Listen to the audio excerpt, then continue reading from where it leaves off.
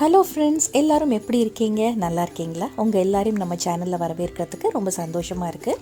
இன்றைக்கி நம்ம சேனலில் சிக்கன் ஒயிட் பிரியாணி எப்படி செய்யலான்றதை பார்க்கலாம். ப்ரெஷர் குக்கரில் ரொம்ப ஈஸியாக செய்யலாம். இதோட டேஸ்ட் ரொம்ப நல்லாயிருக்கும். ஒன்ஸ் நீங்கள் இதை செஞ்சு பார்த்தீங்கன்னா கண்டிப்பாக அடிக்கடி செய்வீங்க. ஃபர்ஸ்ட் டைம் இந்த வீடியோவை பார்க்குறவங்க நம்ம சேனலை சப்ஸ்கிரைப் பண்ணலன்னா சப்ஸ்கிரைப் பண்ணிவிட்டு பக்கத்தில் இருக்க பெல் ஐக்கானை கிளிக் பண்ணுங்கள். அப்போ தான் நாங்கள் போடுற வீடியோஸோட நோட்டிஃபிகேஷன்ஸ் உடனே உங்களுக்கு கிடைக்கும். வாங்க இப்போ வீடியோக்குள்ளே போகலாம். இந்த பிரியாணி செய்கிறதுக்கு ஒரு குக்கர் எடுத்துக்கோங்க. அதில் 4 டேபிள் ஸ்பூன் நெய்யும் 4 டேபிள் ஸ்பூன் ஆயிலும் சேர்த்துக்கலாம். அது ஹீட் ஆனதுக்கப்புறமா ஸ்பைசஸ் ஆட் பண்ணிடலாம். 3 ஏலக்காய், 2 சின்ன துண்டு பட்டை, 4 கிராம்பு சேர்த்துக்கோங்க. இப்போது ஸ்பைசஸ் எல்லாம் நல்லா பொரிஞ்சதுக்கப்புறமா 2 டம்ளர் பாஸ்மதி ரைஸ், அதாவது 1/2 கிலோ பாஸ்மதி ரைஸ்க்கு 4 பெரிய வெங்காயம் ஆட் பண்ணியிருக்கேன். ஸ்லைஸ் பண்ணி ஆட் பண்ணிவிட்டேன். அதுக்கப்புறம் இதுக்கு நம்ம மிளகாத்தூள் சேர்க்க போகிறதில்ல, அதனால் உங்கள் காரத்துக்கு ஏற்ற மாதிரி பச்சை மிளகாய் ஆட் பண்ணிக்கோங்க. வெங்காயம் பாருங்கள் நல்லா இந்த அளவுக்கு நல்லா வதங்கணுங்க. நீங்கள் காரம் ஜாஸ்தியாக சாப்பிடுவீங்கன்னா பச்சை மிளகா ஒரு 3 நாள் எக்ஸ்ட்ரா சேர்த்துக்கோங்க. நான் ஒரு 3 பச்சை மிளகா ஆட் பண்ணியிருக்கேன். இப்போ பாருங்கள் வெங்காயம் நல்லா பொன்னிறமாக வதங்கிடுச்சு பாருங்கள். மீடியம் ஃப்ளேமில் வச்சு கருக விடாமல் நல்லா வெங்காயத்தை பொன்னிறமாக வதக்கிக்கோங்க. அதுக்கப்புறமா ஒரு 1/2 கை புதினாவும் ஒரு 1/2 கை மல்லித்தலையும் நான் சேர்த்துருக்கேன். சேர்த்துட்டு அதை ஒரு தடவை கலந்து விட்டுறலாம். அதுக்கப்புறம் நான் ஒரு 600 கிராம் சிக்கன் நல்லா மஞ்சத்தூள் போட்டு நல்லா க்ளீன் பண்ணி வச்சுருக்கேன். இப்போ அந்த சிக்கனையும் இதோட நம்ம சேர்த்துடலாம். எப்பயுமே ஒரே மாதிரி பிரியாணி சாப்பிட்றத விட இந்த மாதிரி வித்தியாசமாக செஞ்சு சாப்பிட்டு பாருங்கள். டேஸ்ட் ரொம்ப நல்லா இருக்குங்க. இப்போ கலந்து விட்டுடலாம். சிக்கன் சேர்த்ததுக்கப்புறமா இந்த ரெசிபிக்கு தேவையான உப்பு சேர்த்துக்கோங்க. உப்பு சேர்த்து நல்லா கலந்து விட்டு சிம்மில் 1 நிமிஷம் போட்டுருங்க. அதுக்கப்புறமா 2 டம்ளர் அரிசிக்கு நான் 2 டேபிள் ஸ்பூன் அளவுக்கு இஞ்சி பூண்டு பேஸ்ட் நான் சேர்த்துருக்கேன். இப்போ இஞ்சி பூண்டை சேர்த்துட்டு நல்லா பச்சை வாசனை போகிற வரைக்கும் கலந்து விட்டுருங்க. இதுக்கு பிரியாணி மசாலா எதுவும் சேர்க்க வேண்டாம். நம்ம ஆட் பண்ண ஸ்பைசஸே இதுக்கு கரெக்டாக இருக்கும். இப்போ பார்த்தீங்கன்னா சிக்கன் நல்லா எண்ணெய் பிரிஞ்சு நல்லா வெந்துட்டுருக்கு பாருங்கள். இந்த ஸ்டேஜில் நான் 2 லெமனோட ஜூஸ் சீடு எடுத்துகிட்டு வச்சுருக்கேன். இப்போ நம்ம அதோட சேர்த்துடலாம். 2 லெமன் கரெக்டாக இருக்கும். ஏன்னா இந்த டிஷ்க்கு நம்ம தக்காளி சேர்க்க போகிறதில்ல, அதனால் லெமன் ஜூஸ் இதுக்கு கரெக்டாக இருக்கும். இப்போ நம்ம லெமன் ஆட் பண்ணிட்டோம், தக்காளி ஆட் பண்ணல. லெமன் ஆட் பண்ணதுக்கப்புறம் 3 டேபிள் ஸ்பூன் தயிர் சேர்த்துக்கோங்க. நல்ல கெட்டியான தயிர் சேர்த்துக்கோங்க. நம்ம தயிர் சேர்க்கறதுனால ஃப்ளேவர் ரொம்ப நல்லாயிருக்கும். சிக்கன் நல்லா சாஃப்டாக வெந்துடும் வேகிறப்ப. தயிர் சேர்த்துட்டு இப்போ நல்லா ஒன்றா கலந்து விட்டுடலாம். வாசனை ரொம்ப நல்லா வருதுங்க. ரொம்ப சூப்பராக இருக்குது வாசனை. இப்போ இதுக்கு எல்லா இன்க்ரீடியன்ஸுமே நம்ம சேர்த்தாச்சுங்க. இப்போ இதில் 1 டம்ளர் தண்ணி இருக்கும், அதாவது மசாலாவோட சேர்த்து 1 டம்ளர் தண்ணி இருக்கும். ஸோ இப்போ நான் 3 டம்ளர் தண்ணியை தயிர் கிண்ணத்தை நல்லா அலசிட்டு அதோடு சேர்த்துருக்கேன். அதனால தான் கலர் இப்படி இருக்குது.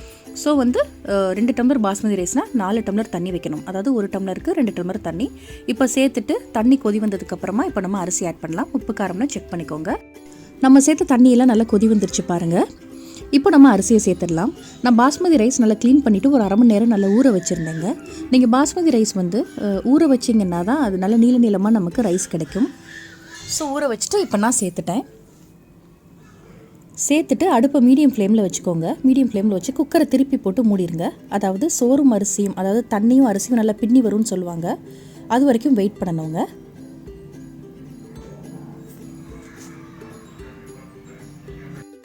இப்போ பார்த்தீங்கன்னா இதுதான் அரிசியும் தண்ணியும் ஒன்றா பின்னி வருதுன்னு சொல்லுவாங்க. நம்ம சேர்த்த அரிசி அந்த தண்ணிக்கு மேலே தெரியுது பாருங்கள். இதுதான் அரிசியும் தண்ணியும் ஒன்றா சேர்ந்து வரது. ஸோ இந்த ஸ்டேஜில் நம்ம அடுப்பை நல்லா ஃபுல் சிம்மில் வச்சுட்டு அடியில் சிம்மர் பிளேட் போட்டுடலாம். உங்ககிட்ட சிம்மர் பிளேட் இல்லைன்னா தோசைக்கல் கூட நீங்கள் அடியில் சேர்த்துக்கலாம். அதுக்கப்புறமா நான் இது மேலே கொஞ்சமாக ஃப்ரைடு ஆனியனும் கொஞ்சமாக புதினாவும் மல்லியும் தூவிட்டு குக்கர் நான் க்ளோஸ் பண்ணிடுவேன். க்ளோஸ் பண்ணிவிட்டு கரெக்டாக ஃபுல் சிம்மில் ஒரு 10 நிமிஷம் கழித்து நீங்கள் கேஸ் ஆஃப் பண்ணிடுங்க.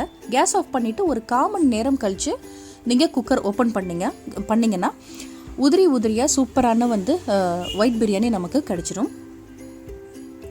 ஃப்ரைட் ஆனியன் சில இடங்களில் கிடைக்கிது. சப்போஸ் கிடைக்கலன்னா நீங்கள் நல்லா ஆயிலில் பொன்னிறமாக நல்லா ஆனியன் நல்லா ஸ்லைஸ் பண்ணி பொன்னிறமாக வறுத்து எடுத்து வச்சுக்கோங்க. நான் சொன்ன டைம் நீங்கள் ஃபாலோ பண்ணிங்கன்னா உதிரியாக சூப்பரான பாஸ்மதி ரைஸ் பிரியாணி உங்களுக்கு கிடைக்குங்க. நல்ல ஸ்டீம் எல்லாம் போயிடுச்சு. நான் ஒரு 1/4 மணி நேரம் கழித்து நான் ஓப்பன் பண்ணி பார்க்குறேன். பாருங்கள் எவ்வளோ சூப்பராக வந்திருக்கு பாருங்கள். திறக்கும் போதே வாசனை ரொம்ப நல்லா இருக்குது. எவ்வளோ நல்லா வந்திருக்கு பாருங்கள். ரைஸ் ஒரு ரைஸ் கூட உடையல.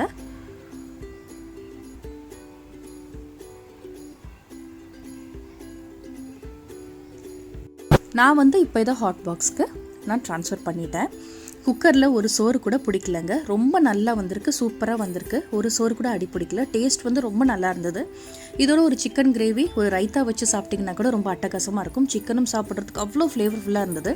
எப்போவும் ஒரே மாதிரி சாப்பிட்றத விட இந்த மாதிரி டிஃப்ரெண்ட்டாக நீங்கள் செஞ்சு பார்த்தீங்கன்னா ரொம்ப நல்லாயிருக்கும் டேஸ்ட்டு. இப்போ நான் செஞ்ச அளவு வந்து தாராளமாக ஒரு 4 பேர் சாப்பிட்ற அளவுக்கு நான் செஞ்சுருக்கேன்.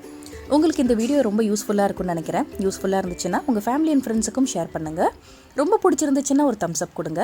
நல்லா டேஸ்ட்டாக சமைச்சு சாப்பிடுங்க. சாப்பாடை மட்டும் தயவுசெய்து வேஸ்ட் பண்ணாதீங்க.